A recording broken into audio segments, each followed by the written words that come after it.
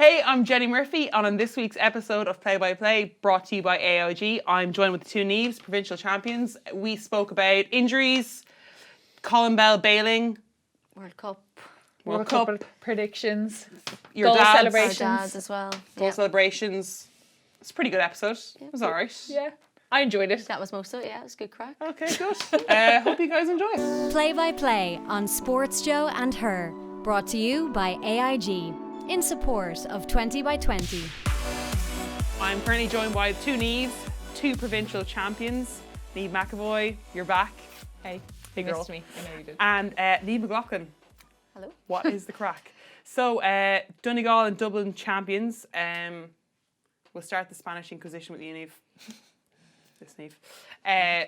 Great win yesterday over Armagh in the Ulster final. Didn't have too bad a game yourself. No. Yeah, we started very well, to be fair.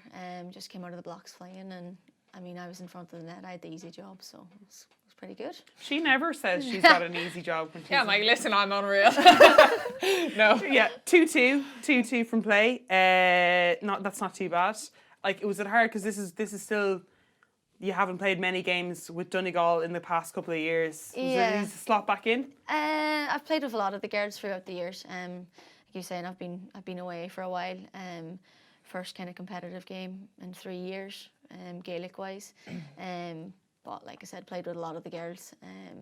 Ulster final, so I suppose, as I say, starting out of the blocks pretty quick, and then in front of the net. I suppose being away, you don't really, if you grow up playing Gaelic, it stays with you. So It's like riding a I'm happy bike. enough, happy enough with it. So before I kind of went away, I never scored as many, so I don't really know what's happening here, but Sure, happy like, enough with it. So Sunderland did you a favour and you've suddenly become a bit of a sharpshooter in front of the net then? From January to May until I was playing, I think I scored 8 goals in 11 games, and honestly, I've never done that before in my life, no matter how many games I've played. So you had when you joined Sunderland, you were injured coming into it. No, I played with Newcastle first, whenever I was over in England, then joined Sunderland after I kind of got the degree out of the way, did a masters, and kind of had a bit more time to spare. So started off with Sunderland, played a bit in the development team, went away to the World Uni Games, got injured.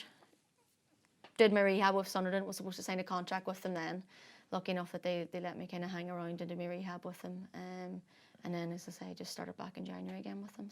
So like you're saying, you're putting it out there casually being, I just got injured, but like it's the one where you're just like, oh, not that injury. Yeah. So ACL 2017, as I said, went away with the Uni Games. Came on the pitch, I think it was like the first couple of minutes. Got in front of someone to block the ball. She gave me a kick. Legs stuck, knee went. Kind of knew straight away. It's not the first time it's happened. Or the second. Or the second, third time round. Oh my goodness. The same, different. No, so that was my left knee, the last one, 2017. First 2 was around 2010 when I was like 16. Did it then playing soccer again. All 3 actually playing soccer. Took a year out, went back, tackle again in soccer, went again, 2 times on the right. But kind of knowing what I know now, physio-wise and then rehab-wise, I'm not really surprised that it kind of happened again. But since then, I've had no issues since up until 2017. So Touch wood quickly. touch wood, everything, Fine, nothing. word available.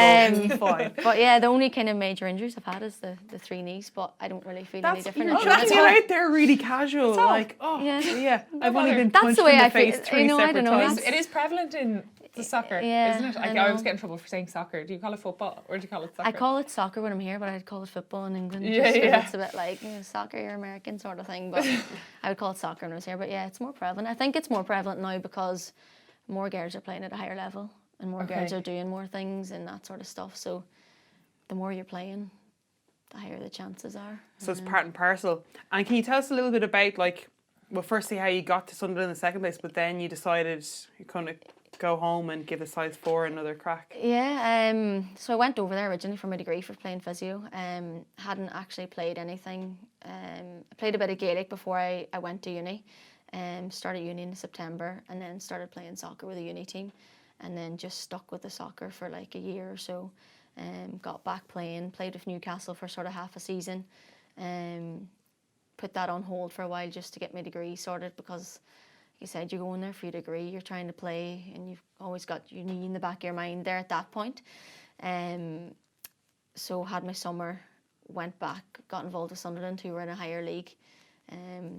Newcastle and Sunderland are quite close in terms of proximity and distance to each other, so it wasn't too bad in terms of commute. Started playing with the Sunderland development team, and it kind of just went from there. When you're over in England and you're playing soccer, you know, you want to play soccer, and you were asking me before, kind of like, you know, which do you prefer? But when you're playing something, you're giving it your all, you're enjoying it, so it's hard to say, oh, I prefer this or prefer that. University games came up. Colin Bell was just announced as a new manager, and I just thought, well, I'm playing well at the soccer. This is, you know, it might be a good idea. New manager, fresh eyes, kind of go and see what he thinks. Went to the trials, got in the team, went away. A bit like Amber, he sort of had a chat with me at the trials, and he said, look, you know, from 20 minutes of seeing you play, I can sort of see something. You're still raw, and you've still got bits to do and things to improve on, but, you know, I'd be wanting, you know, if you have a good tournament here, to get you involved with kind of his squad and things, and see where things go from there. So obviously when someone tells you that after just meeting them, you're a bit buzzing, and you're kind of thinking, right, this is it, like I'll try and play soccer, give it a go. And then I got injured. So I'd done the full pre-season with Sunderland kind of in the lead up, so I was really fit, and I kind of thought like I was the fittest I've been, or I felt I'd been, so that's why that, you know, when it came about the injury, it was really kind of really frustrating, because it was so innocuous in all sorts. But I mean, I don't know, like you said, I'm talking about it casually, but I just feel that's the way I am. Just get on with it, it's happened. Yeah, but there's nothing you can do about it now, and if you get if you get a bit bitter and stuff, it's not going to benefit you either. I think the best bit of advice I had was, you know, be angry for a couple of weeks, you know, be upset, be disappointed and all that sort of stuff, but at the end of the day, that's it. You know, you can't change it, so get on with it, and that's what I've kind of come to do. So who gave you that piece of advice? Yeah, I'd be like, you get in my face. He didn't say like, you know, get on with it, but he's just like, you know, be angry about it, whatever. Yeah. But you know, get your head down and work hard. And then, like I said, times have changed from the first time I've done mine in terms of rehab, and you know, even the support with like the girls and that, the S&C. Quick recoveries, in comparison to, I remember when I was 16 when the girls did it. She was a bit older than me, but she was a full 12 months, and we have someone now, she's really young and she's in like the right environment, she's up with our team or whatever, and she had her operation in April, and she's like, oh yeah, I'll be back playing by September. You know, she's done everything right though, but she's absolutely fine. I think she only did, there was no other problems, like it was just her ACL, you know, the way sometimes people get mashed, like, and there's a few, oh sorry, Jen, oh that was actually an accident, sorry, Jen has I know, I heard. Sorry. Mine was mashed, but it's getting there now, but like it is as shitty as it is, like, so all the, I probably handled. How do you feel about it now? Like, how do you feel? Like my first, it wasn't even that serious injury. My first injury that I had where I missed a game that was really important was the Grand Slam decider in 2013, and it was just I tore my calf muscle, and so flew to Italy, but was sitting on the bench and and was really angry, and because I felt like I could play. You always feel like you could play, and you can give it a go. Yeah, and then a couple of years after, I had a double back fracture, so I was out for 16 months. But it was one of those injuries where they were like, oh, it's 8 weeks, and then you're 8 weeks, and you're like, oh, it's another 8 weeks, and it just kept on. So it was kind of just like you'd no clarity. So it was really kind of messy, and I really struggled with that for a while. And then it was when they float around like you might never play again. That was like that's not something that you want to hear either. But luckily I was living with one of the girls, Aoish Egan, who she's on the 15s team, and she kind of similar to herself. She's like, yeah, you're allowed to feel sorry for yourself for this amount of time, and then afterwards you just have to stop being a little bitch. You're annoying. Yeah, you're just like this. There's it. Worse things that happen, and like it's right. Got over it. Did it again. I'm now on month 16 of this mashed knee. Sorry. It was actually an accident. But no, you still get. I'm much different about it now. I'm like, listen, it is what it is. I'll work on what I can work on, and eat a bit more potatoes just to help with my stress levels.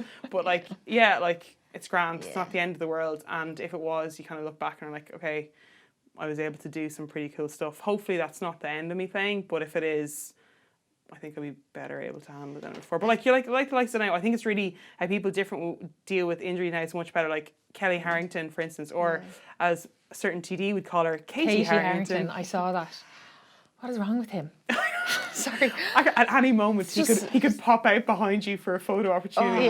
He's so funny. Photobombing in the But background. like gas crack. Like I'm so entertained by it. Yeah, it's just like oblivious. Yeah, like but do you want to be that Laughed entertained at. by? Yeah. I don't. I mean, not sure, like- Kelly, to be fair to her, just Laughed it bursts off. out laughing, which is fair enough. But Yeah. like, so she No better woman. Like she's gas. so herself. funny. Like, yeah, Actually funny. Intentionally funny. Like, yeah, people are laughing with and not at. Yeah. And yeah, she had to pull herself out of the final, which is but like again, smart, bigger picture.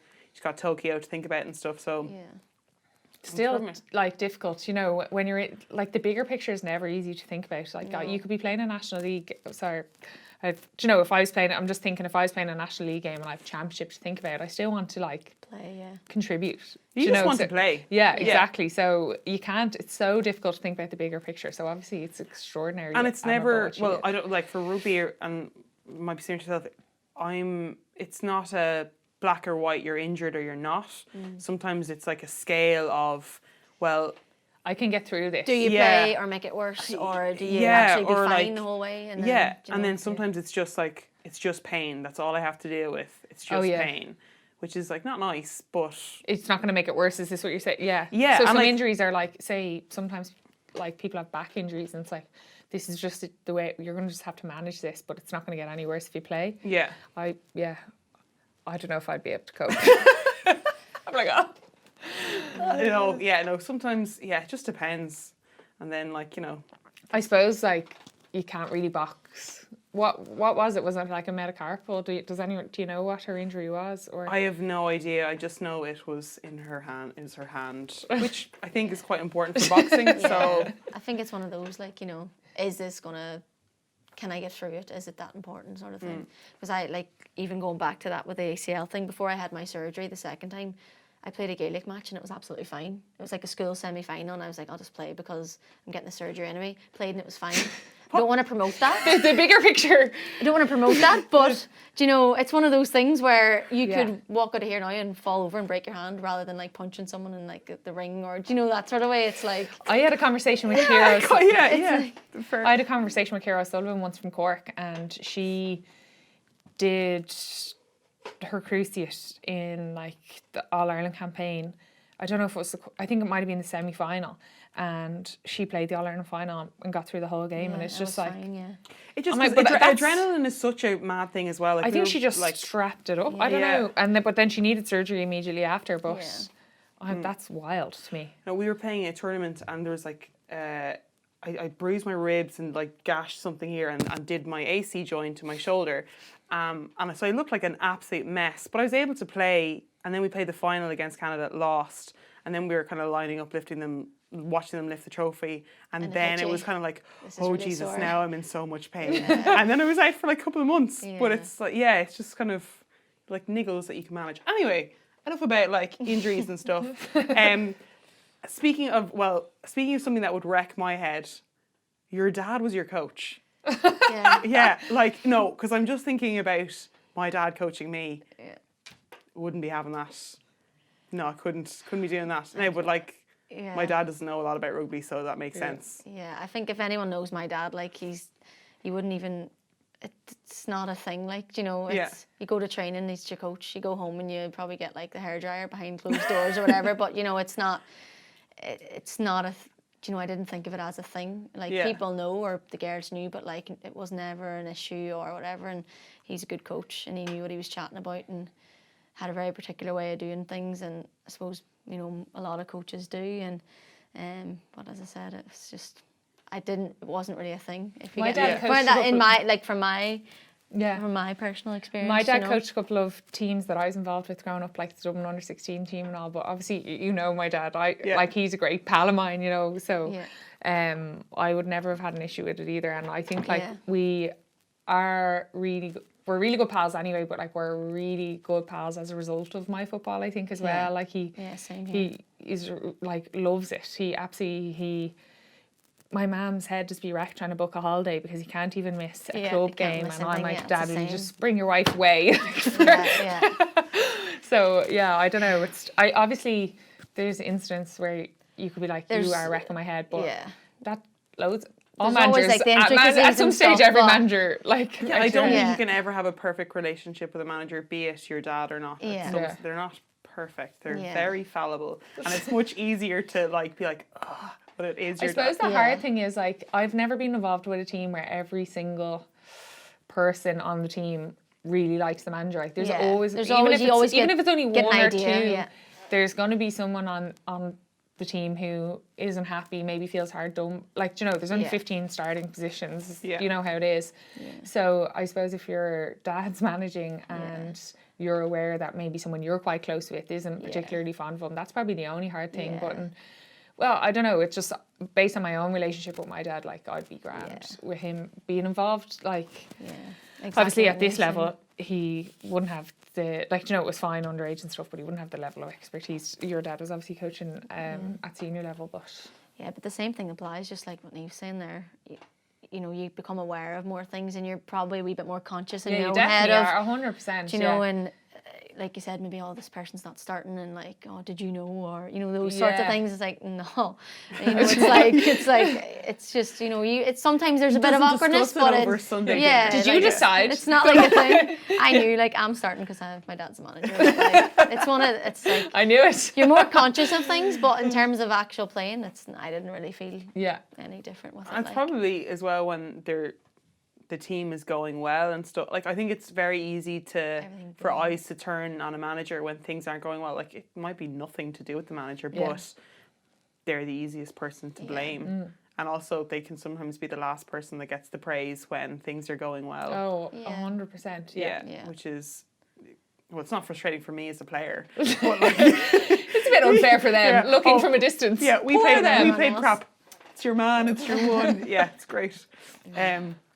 Anyway, so, like, you guys pretty successful. Any nights out actually last night, or because you both look remarkably fresh? No, I didn't have. Where was your match? Was yesterday or Saturday? Yeah, it was in Clonus yesterday. So the girls were in good form when I was driving back down the road to Dublin. Still in good form today. I think that's a nice way of putting it. Like, they had a sherry and a packet of crisps, and then definitely in good form. Sing song. A few sing songs now. But no, I was working this morning. Were you? I actually was in the library. I actually, didn't get as involved as I know, it's the old age, as I usually would. But no, the girls had a good time. We've quite a quick turnaround. Yeah. So it wouldn't have been anything mad now. But obviously these things need to be celebrated to a certain extent. Like, to your right. Worked but really hard. No, the girls wouldn't have went mad. Just like, we'd be very good at kind of taking ownership over that now. You know, when we were younger, we probably might have been like. Neat. We were told to have a few sherries, but sneaky session. But I think we've matured as a group, for the better, probably. Especially when you're elderly, you're like, I have a 2-day hangover now. When did this happen? I know. So when I arrived earlier, Jen still had mascara on from 2 days ago. And she politely went, "Is that black eye?" Yes. I was like, "Do you have a black eye, or is that Scaldy mascara?" Sound friend. No bother. Speaking of Scaldy mascara, what a segue. Colin Bell. It's not a segue at all, but that's how I'm moving on the conversation. You're doing great. Thanks. Like, I'm really nailing this, Niamh. Like, as you can tell, this is only the 10th episode, and it's still a bit shaky at times, but I appreciate you being here. So you know Colin a bit. Yeah. I don't know, it's from an outsider looking in, I think it's hard because the girls have been putting in performances. I know they didn't qualify for the World Cup, but seeing the progression that they made from, 3 years ago and now they're definitely, they're playing nicer football as well. And he's obviously, a lot of new players are coming in and the system seems to be changed, but from what it looks like, he's been there since 2017. He was the under-17s manager as well, and basically the FAI didn't meet his demand. So he got an offer from Huddersfield as an assistant coach, turned that down. They got back with a better offer. And then the FAI were like, "What do we need to do to keep you?" So like this is a quote from Colin. I made a list of things that I think need to be done and how my position should be then defined. We were speaking about the next 4 years. We were all very optimistic that would happen. And after a board meeting, this was not able to come to fruition. I'm absolutely devastated to give up on this team. I think at the moment the board want to play safe. I think that it would have been a fantastic opportunity when things are very negative to really show what we want to grow, that we want to grow the women's game in Ireland. The FAI need to continue to grow, and I think my plan would have helped this. I was a little bit frustrated that the structures in underage football and the structures around the Women's National League were too slow, and I think I had a good plan to improve that. I was told things would carry on as they are, and then we'll see what happens. Like, if I was... That's so frustrating. The FAI made a statement. Sorry, I don't know. No. I don't know. They're undergoing reform at the moment. Their statement was following talks held between Colin and senior representatives of the association, the board discussed Colin's financial and other demands at a meeting on Thursday night. But given the current circumstances around the association, the board decided that it was not in the position to agree to his terms to stay at this point. Like, it's not they just very much hold in on the financial, didn't they? Yeah, but I don't think it's that as well. Like they're paying the men's manager crazy money. He seems to be doing a really good job. The standards that he's setting and demanding of the players are high, but like it's an international team, you expect that. And you would want to be pushed. You don't go into camp and coast. Like that's not what it's about. And then I think from the sounds of it, he wanted to stir things up and make a change because, well, at the moment it's not working in Ireland. The women's structures, they haven't qualified for a major tournament in a long time. It's just, I thought this was the guy that could potentially do it. There's some really talented people in there, but I would just hope that they don't fall back on somebody safe that's potentially working with the FAI, which they've already done before, because they just do what they're told. Nightmare.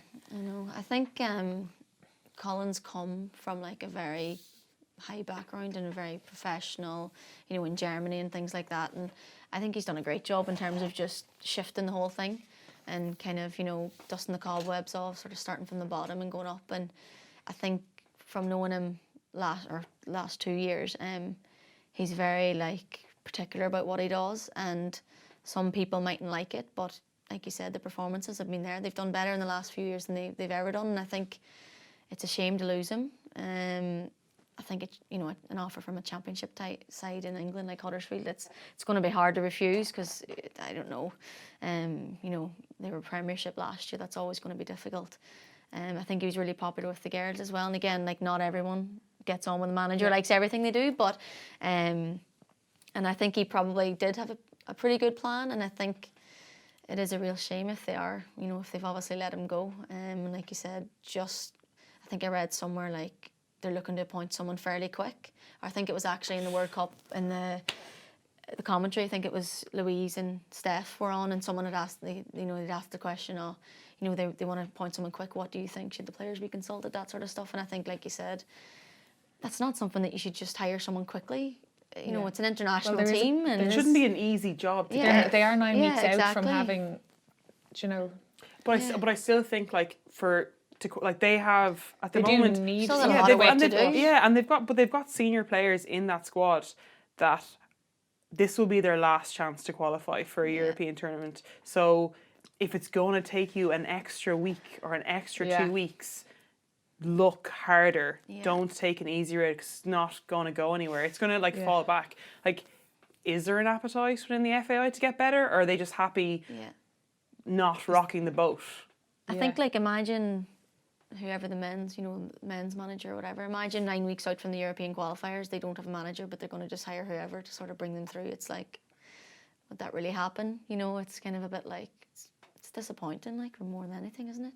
And it's disappointing for the girls, because I'm so sure he wouldn't, like I said, knowing him from the last few years, that's got to be a hard decision, walking away 9 weeks out after building a team for this last 2-3 Having a good years. relationship with them. Bringing in a lot of younger girls to start that development low, because as you said, the structures probably aren't where they probably need to be in terms of the FAI and the league structures and the Women's National League. And I know they've got an under-17 league now in terms of the National League, which is it's a good start. But he's brought in a lot of younger players through, like I think Tyler Tolan got her first cap when she was 16 or 17, and like started against Holland, like the European champions, and played a full game and all this sort of stuff. And he's he makes starting from the bottom. calls. Yeah, he makes ballsy calls, and people get upset, and people who are maybe comfortable in those positions, all of a sudden it's been shaken up here. No one's comfortable, which is how it should be. You should be fighting for that jersey, not just I've been here years, I'll take the jersey sort of thing. Tenure shouldn't really apply. Yeah, and I think that's what's been good about him. Someone with fresh eyes coming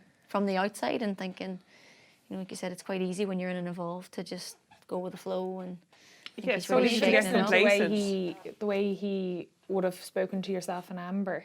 Yeah. Like, would that have been the case before? Where I know, for example, when Mick Bowen came involved, he very much hadn't been involved in ladies' teams for say 10 years, more maybe, and didn't know any of us who had been there for the last decade. Yeah. And he very much went back to the club structures and was like looking around for players, and he was bringing girls in, and we had a training panel where he was trying to find new players. So exactly what you said there about fresh eyes, I was like, that's so relevant, and it makes it a much more competitive environment, and you're not going to perform well unless you have that competitive environment in training. So like he sounds like, I don't know much about him, but it sounds really impressive. Like that conversation he would have had with you, you're saying, I've seen a potential there after 20 minutes. If you do this, that, and the other, like he was giving you very clear goals and targets. He seems to have done something very similar with Amber. Yeah, he's the kind of guy, like his background,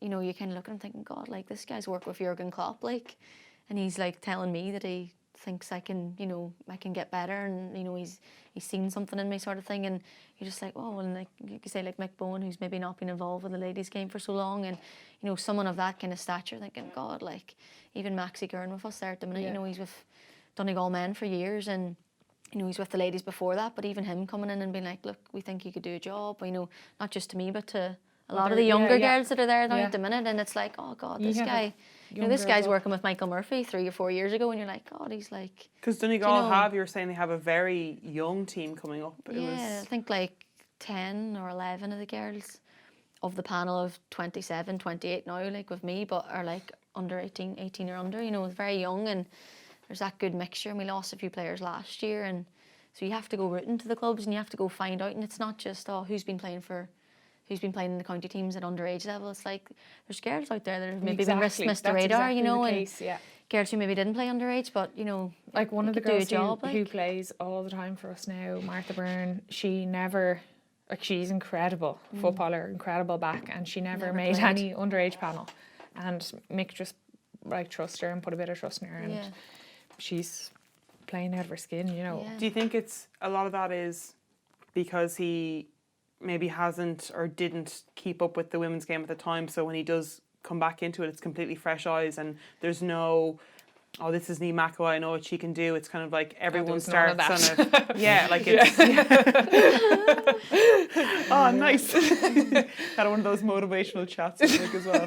Sounds good. I love those chats with coaches. They're the best. Yeah. So he was great though. It was exactly what we needed, because obviously we had a few disappointing seasons, and we just need something totally fresh. And it sounds similar enough to the story, like the Irish women weren't, he kind of did come in, he came in, Colin Bell came in around the time of all that controversy with the girls kind of having a bit of a strike and stuff.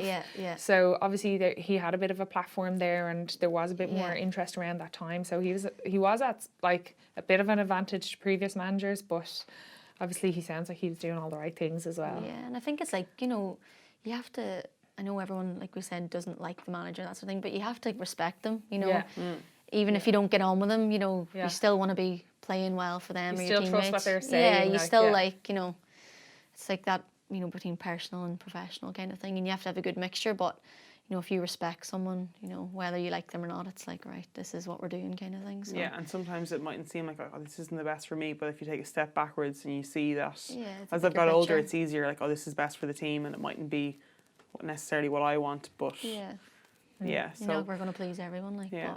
Do you think Ireland are going to get a Phil Neville type of character to slip into? No, I think like the women's game is more popular. Like I was very surprised at Phil Neville's appointment, and I kind of thought, probably like a lot of people, just being in England at the time and stuff, I was probably thinking, oh, they've given it to him just because, you know, all the stuff with the previous manager and that. But like, to be fair to him, he seems to have a good relationship with his players, and he knows the game. Have a great relationship with his players. Yeah, so I think, you know, a role like that is more appealing nowadays.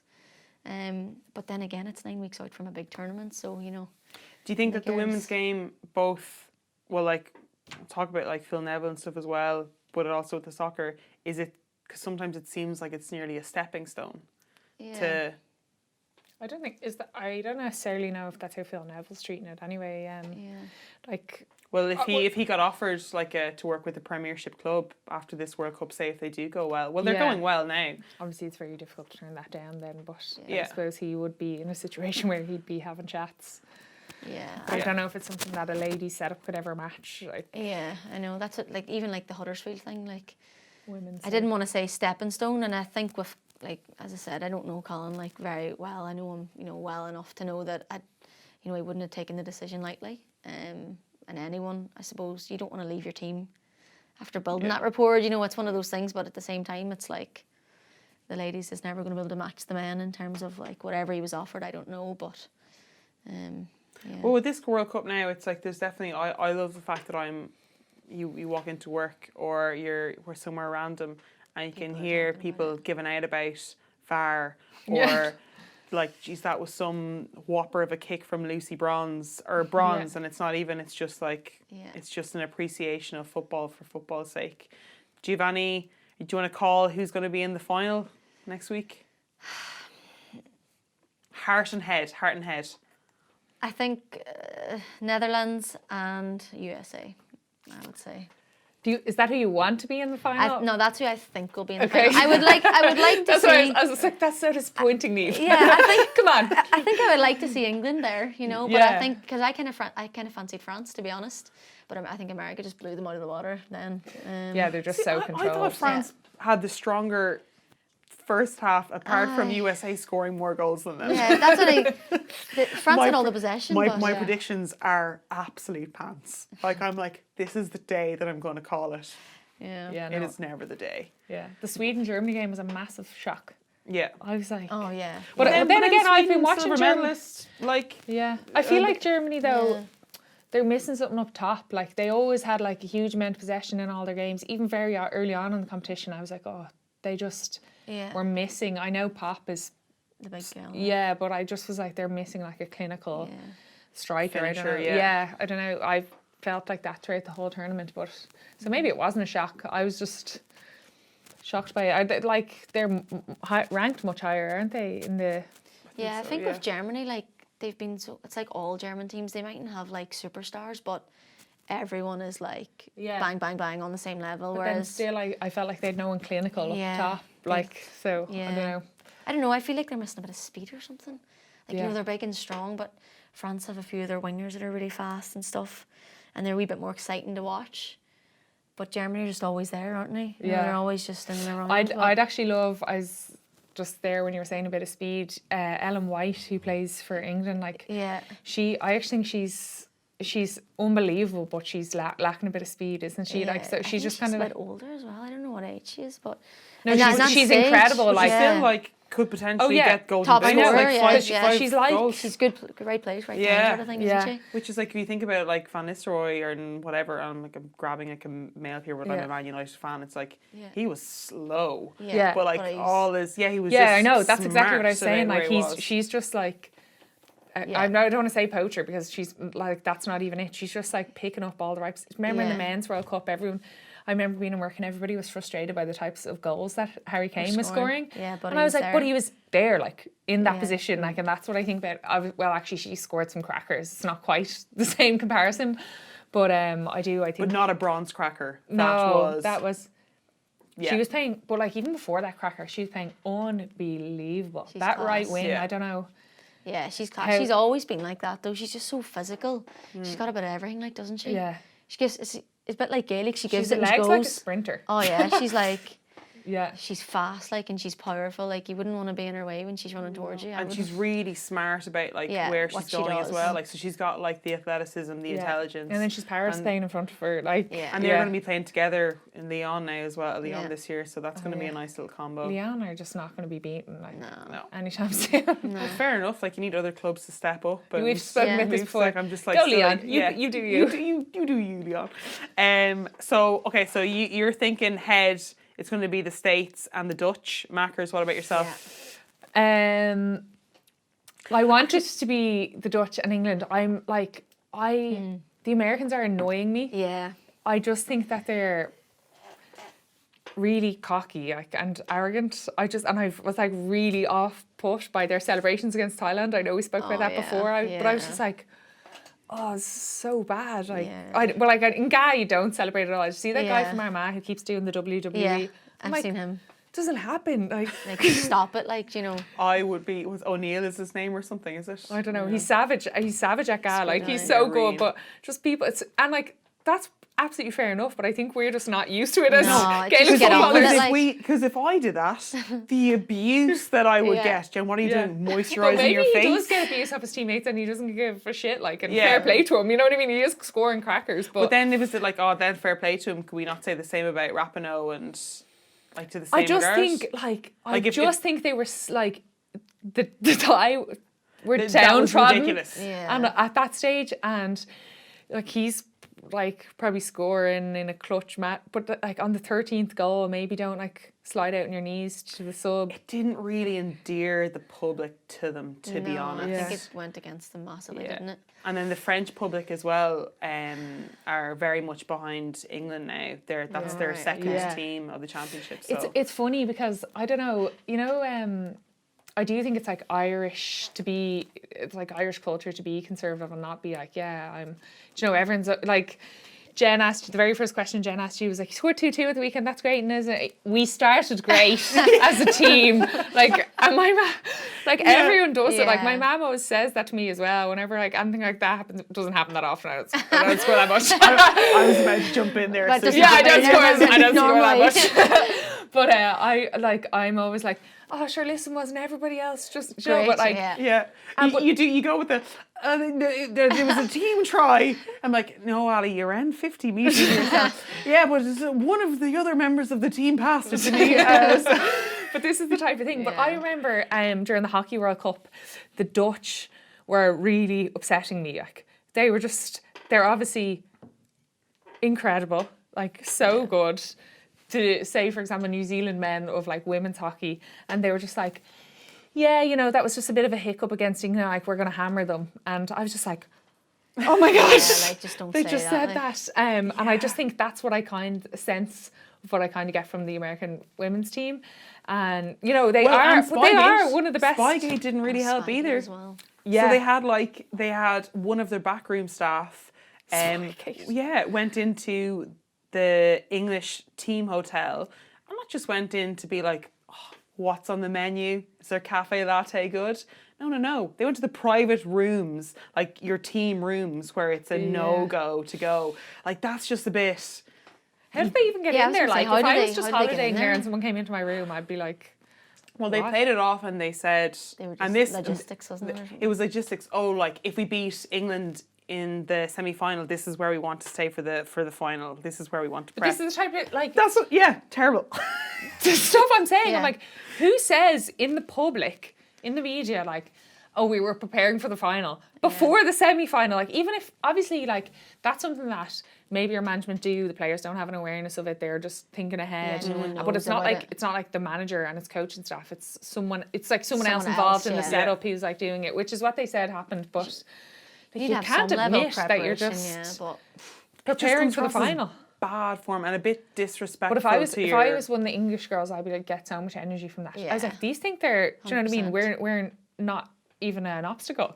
Yeah. If they're preparing And for the... England, like, they've like I know we spoke about it a little bit in earlier episodes. They didn't have the greatest of starts, but like they won. Yeah, I've so been winning. eating my words. I was Yeah. like, oh, there's so much hype about them. You know, they're going to go out in like a dramatic, like some sort of controversial way, but like they're playing. They're just They're getting such good better. control. They're getting better as it's going I think on, like. they are like in one sense, in coming up to this match, I think they are a little bit conservative in terms of there is times when they can maybe like, I don't know, punch through, and they do play like a real possession game similar to their men's setup where you know they kind of like would reset, switch, like probe one side, but then they like come the whole way back to like reset again, which is probably a good thing, you know, but like it would be something that spectators would be like, oh, they're going backwards again, but like possession is king, I suppose. Yeah, if you win a game, you win a game. Yeah, I think that probably comes from Phil Neville as well. Do you know, if you watch a men's game, it's always so like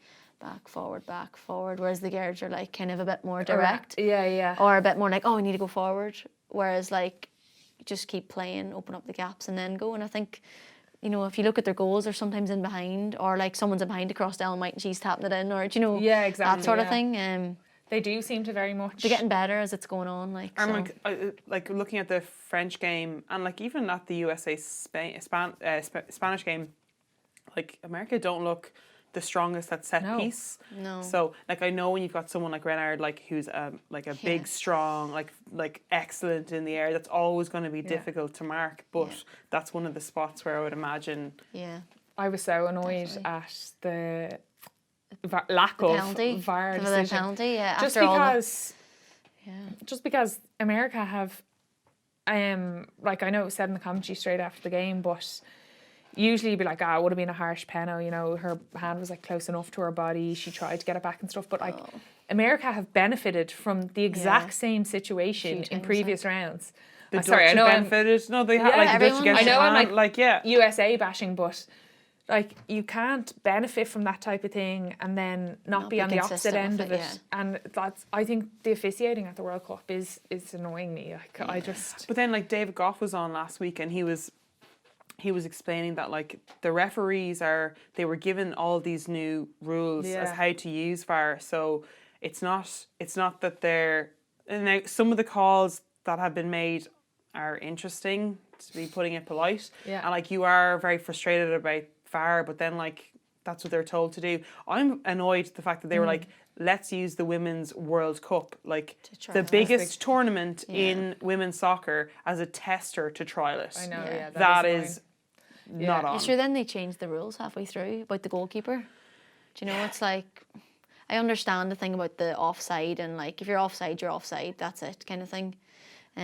But the penalties is just a bit like, you know, there has to be a bit of give. You know, because that one against the USA was probably a bit more blatant than a lot of the ones given. So it's like, how can she not even prefer back? Do you know, who's not she didn't even like go to look at the, you know, the video. So well, there's going to be, so if you there's going to be a live play-by-play episode on Sunday for the final. So it's going to be in Tramline 2:45. Tickets are free. There will be pizza. So if you want to watch, there's going to be it says here a star-studded lineup, but that's me, and then like a star-studded lineup. No, girl, you're a star. Yeah. So if you want to go online at Sports Joe and her to apply for them, and we'll send them out to you in the coming days if anyone is interested. I had to plug that in there because I knew I'd forget later on. So that was me awkwardly sticking it in. You shouldn't wear your Angry Birds top to the live. Thanks. I really appreciate Angry it. Birds, you look like a junior infant. Stick up your leg there and show the end of your jeans. They're nice jeans. They're class. They're nice. Yeah. they're in. I'd rather wear a top with a bird on it. Angry Birds. Like, dude, this is a sustainable top. I'm trying to be better. Like these better are for the environment. sustainable jeans. Because half of them are gone already. Like, great. They'd be shorts this time next week. Anyway, fashion, sport, we're covering everything. We have to chat about championship, some of the games coming up. It's actually cool news that the Connacht, the Mayo GAA game is going to be replayed, but it's going to be a double header. So they're going to play it before men's game in Limerick, so the Gaelic grounds. It's going to be a whopper. Any of you guys want to call that game? Oh, Saturday. Sorry, it's on Saturday. I don't want to call it anyway. I don't really Class. want to call I it don't either. wanna call it. So, It's going to be a knew- tough game, and they're all going to play well. Somebody's going to win it. Nice. No, I knew it was going to be tight the first time around. You know, like Mayo, they had a tough league campaign, but they did like try out a huge amount of players, and they kind of went through a little bit of a rebuilding period there. But they, like, we always have really, really tough games against both of those sides. So I wouldn't feel like I'm in a position to call it. But in terms of just playing for the men's game, like, what an opportunity that is. Amazing for the sport in general, because there's going to be people who are going to go early who otherwise might never have seen a ladies game before, so it's like such a good opportunity to kind of expose the sport and just try and get new people interested in it. And because I know I've said this before, but when, like, obviously we get the biggest crowds for the All-Ireland final every year, and like anytime I haven't been in the final, I've always gone to it to support, but you do get people going who are like maybe bringing their kids, but then end up like really enjoying it themselves. And you always hear people and they're like shocked, like, I just really enjoyed that. And I'm kind of like, oh, don't be offended that they're shocked that they enjoyed it. You know, it is a positive thing. But like, it's just these double headers. I know I've said it before. We obviously had a few double headers during the National League. We played G in Croke Park. He hammered us.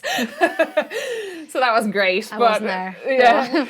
But you're watching I was and cheering. watching. Yeah. But no, I just think it's so positive for the sport. Yeah, And definitely. yeah, it's great. And like in terms of just playing in the better grounds, I know like back in we always play in quite good grounds now, but I remember back in the day just playing in big games in club grounds. Like, that's so disheartening. Do you know, you want to be playing, if you're playing at the highest level that you can play within that sport, you want to be playing in the appropriate grounds. Like, so Well, I know it does affect the game. I know only in like recent years we went up to, I think like only in like 2016 or something, we went up to play Armagh in the athletic grounds. And I remember saying to Caroline O'Hanlon, I was like, this is unbelievable that you get to play here all the time. And she was like, oh no, it's only a new thing. So I do think it is only like in recent years that we are getting the opportunity to play in these like bigger grounds. I know Mick had a big you know, he would have, when he got involved, would have really pushed for us to be playing before the men in Croke Park, because he'd be like, there's actually nothing on before. So he was kind of asking tough questions like, what is the reason for us not to be? Obviously the LGFA were great as well, like, and they would have like really pushed it then as well. But I think it's a brilliant step forward for the sport in general. For like, but when you get to see, when like it's, especially when it's, you make it easier for the fans to see the game. Yeah. Like, or like you're trying to always try and get new fans, and I've said this before, like, why not use the platform that the men have to try and, like, it's not a competition, like, why not try and get, like, we've loads of followers who are like just true Dubs, and they just follow every Dublin team, you know, the kind of way, and just, I don't know, like, we do have really exciting games, like the first round you played in Championship this year, Cavan Donegal, like, if you were a spectator at that, like, I don't know, I don't know if you had a good crowd. I know you had a really good crowd this weekend, but the first round, yeah, just like you said, it's like the younger generation as well. Like, I couldn't believe, because I've been away for a while, I couldn't believe yesterday the amount of like people who were like asking for autographs. I was just like,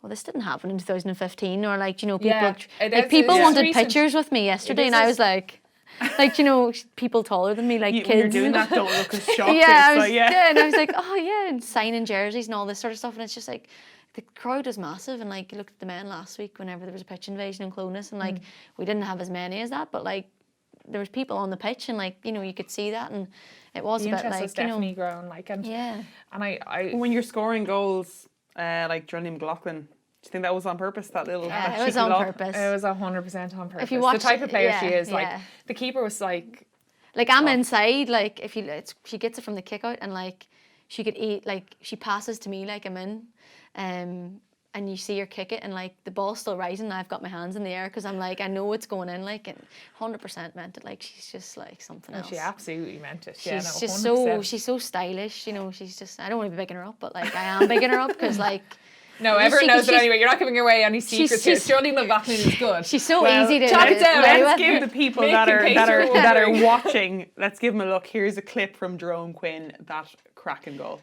You know, another poor kick out, looked to go short and kicked it. And here's the second one. And that one is another attempt at a lob. And it's a goal. And this is just a self-destruct button has just been hit by Armagh in the last minute. 1-2 conceded, having been camped in the Donegal half. Right, so that was a pretty good goal. Niamh, you've also scored a goal. Me, Niamh? Yeah, you, Niamh. Oh. Mackers, yeah. Sorry, I'll use Mackers. So you got 1-4 the weekend? Yeah. It's pretty alright. Yeah. Happy with your goals? Happy with goal and your point? Yeah, like obviously. Do you know what? No, not really that happy with Okay, them. well, do you like being a free taker? Yeah, obviously Sinead picked up a knock earlier on. She's actually grand, thank God. But yeah, I just kind of stepped into that role then when she went off. It was really windy. It was a really windy day, but thankfully I was able to clip a few of them over at least. I thought you were going to say something like, thankfully the team were behind me. I was going to say that. Thankfully the girls won the free. Someone else won the free for me. Yeah. Thankfully the girls were clapping me as I was kicking, and that. In fairness, I actually I'm not trying to be that person, but in fairness, all the frees I got were like 14-yard frees, so I can't exactly like I'm unreal. Like I should be no, I just the goal as well. I honestly am trying to do this on purpose, but we brought on Mick brought on one of the younger girls who was like Dublin minor last year, and you know the way these kids, they have like lightning pace. Yeah. And she just like what's her name? Keeve O'Connor. Keeve O'Connor. Yeah, so we would have played a bit. Obviously, I went back to college because I'm having a late 20s crisis, but I played a bit of football. Late 20s crisis. I know, I said mid 20s and I got pulled for it the last time I said that. So anyway, but we played a bit of college football together, so Yeah, I'd very used to her. I'd be very used to her just waiting for her to create an overlap.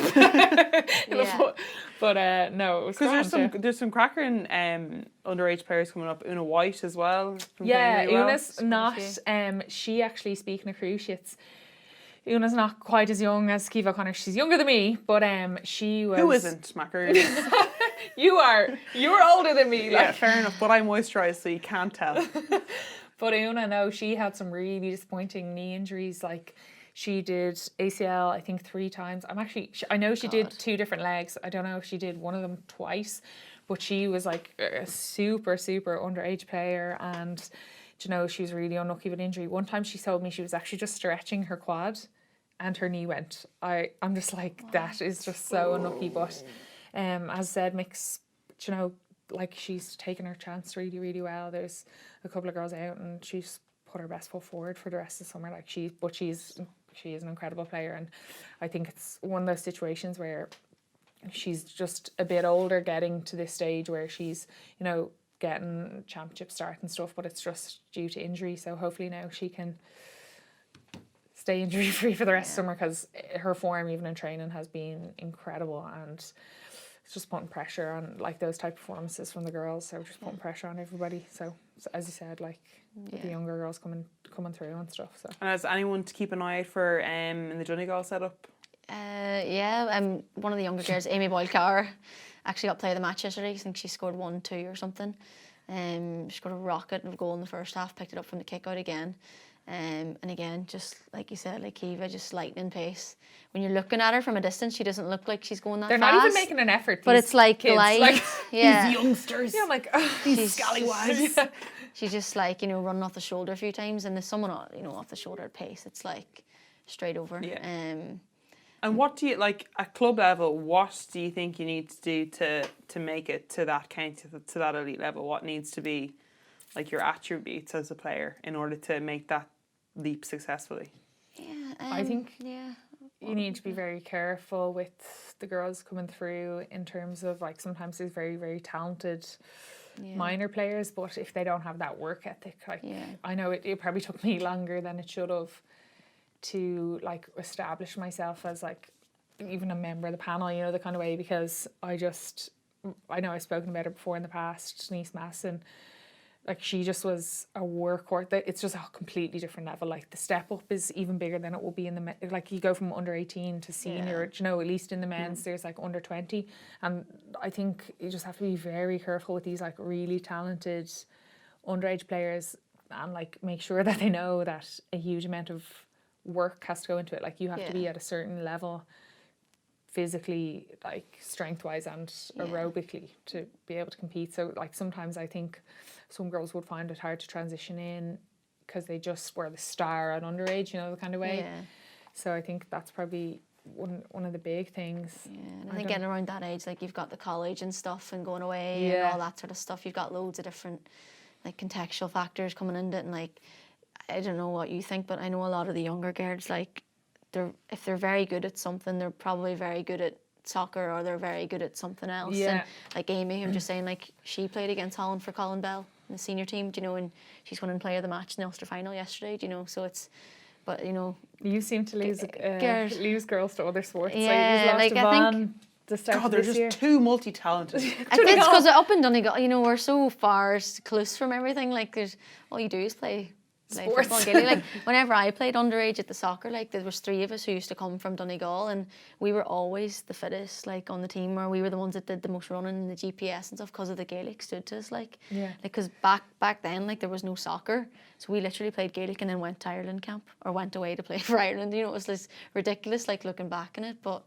I think, like you said, you know, at that age you have to be careful with the girls, and like you know, the girls with the right attitudes always pull through. Like, and, you that's know, exactly it. Like, Oh, it's the same. It's like you get like So for everything, like- like you see girls coming up that have bags of talent, and then within a couple of camps or training sessions with them, you're like, you won't get more than 5 caps. You just kind of know. Now, every once in a while, you're pleasantly surprised because they get a blow or they get a knockback, and suddenly they're not the big fish, and they can react really well to it. And it's actually really good to see there's like a bit of grit there. But then other times it's like, oh, this is hard, and you're like, well, fuck yeah, it's hard. It should be hard. I know it's happened a couple of times in Dublin. Is the girls have come in, gone away to college or whatever, and they've actually taken a step back and decided I actually am going to go on a J1, and then they'd be so they've played the whole way up from under 14, and they're kind of consumed by this like intercounty setup, and then they have to, and then they realise that there's a social aspect to their lives. All of a sudden they're like, oh, this is like holding me back and stuff, and they take a year out, and then they realise that actually they probably weren't missing out on that much, and then they feel like they're looking in on the football camp and they're missing out on that. And that's when you get girls back after that kind of like epiphany, as it were, that, you know, listen, I've had a great time drinking for the last 8 months, but I actually really miss what they have in there. And when you get girls back after that, you find that their attitude is appreciation. It's like an appreciation, because they've played the whole way up, like not in all the incidents, but in incidents where they're like the child protege, like, and they play like.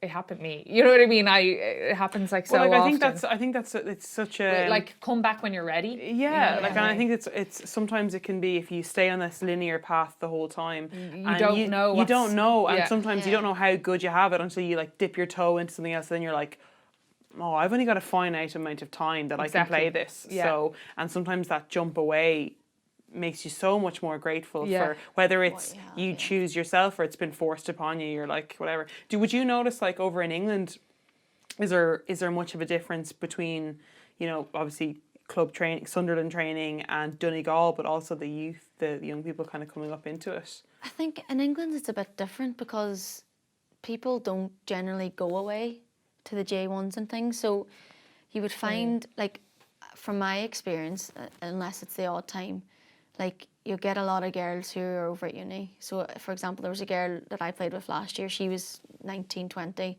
played with Sunderland, played with uni, was playing for the development team on a Sunday, but then if the first team needed her, she'd go and have to travel and sit on the bench. And, you know, sometimes people like that over there, like, I can see people, like, falling out of love with it because they're just so consumed by it. But they don't go away, and they don't.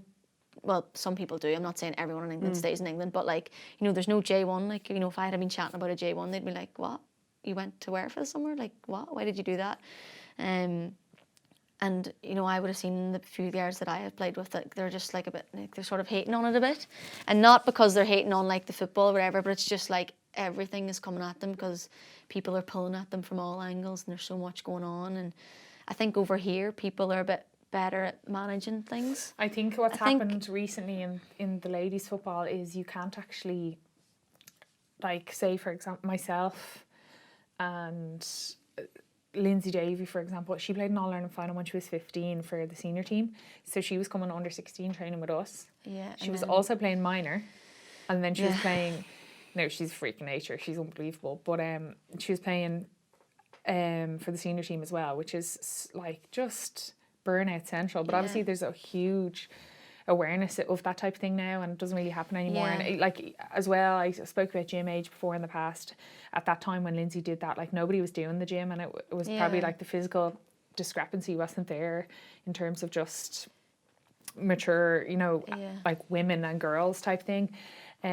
So I think that all benefits now that you can't actually play up the way we used to be able to. I played up when I was only 16 as well. You can't skip levels. You have to hit certain, no, because like, it's not that you skip levels. It's that you just play with everyone. Like, and it was actually, in hindsight, like obviously I did it because I wanted to do it. I was so happy to be involved. But then I did get to a stage when I was like 18 and I was like, oh my God, I haven't been on holiday and my parents don't go on holidays because I play for every possible team under the sun. Like, because then if you're doing that at intercounty level, you're doing it at club level as well. And then like you're playing schools, soccer, everything, like anything to get off a few classes. And it's all consuming, and that in itself is not healthy either. I think what's happened in the ladies football, the LGFA in recent years has been like extremely beneficial to kind of stop that all-consuming feeling that you're maybe speaking about there with the soccer. I don't know, like obviously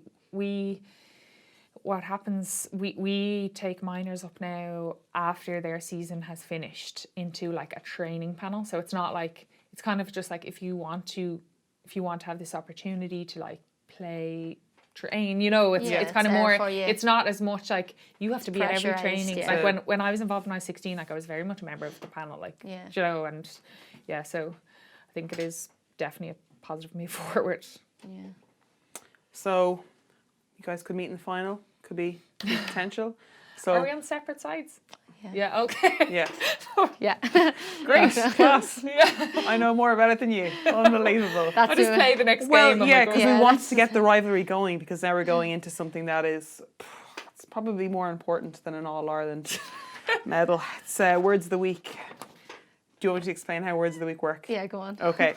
So basically I have to name out a quote from a female athlete or some woman that works within sport, and you guys have to try and guess who it is.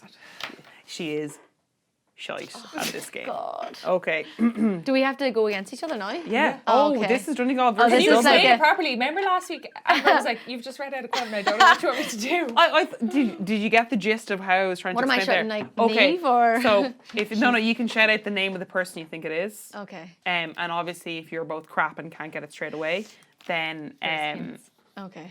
then I'll let you know. I'm really bad with need names those. anyway. Yeah. Okay. So I wonder who is this quote, because I don't know either, because the name isn't there. Don't worry, I know who it is. Look, we know we have to stand on our own feet. You have to give people something worth seeing. Is it a US soccer player? No. Every time. Every time. Hint? Every time.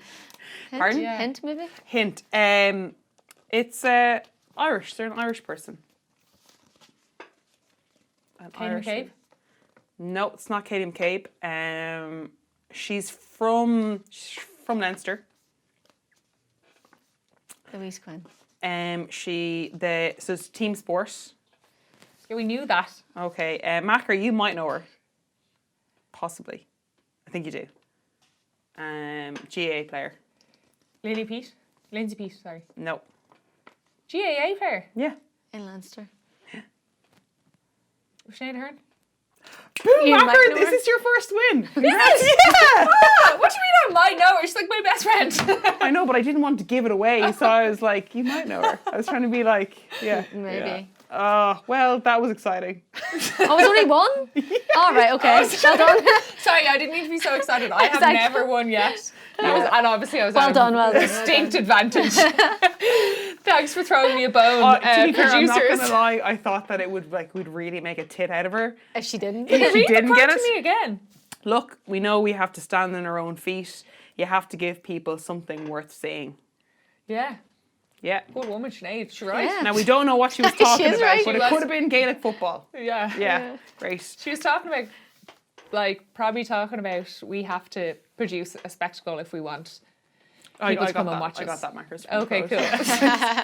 Thanks, friend. No bother. Niamh, thanks so much for coming on board and chatting. Markers, See you next week. Ugh, maybe. Yeah, great. Guys, just a reminder, tramline 2:45 to watch the World Cup final. Hopefully we'll see some of you there. Thanks very much for watching and listening. Thanks very much. Thanks very much.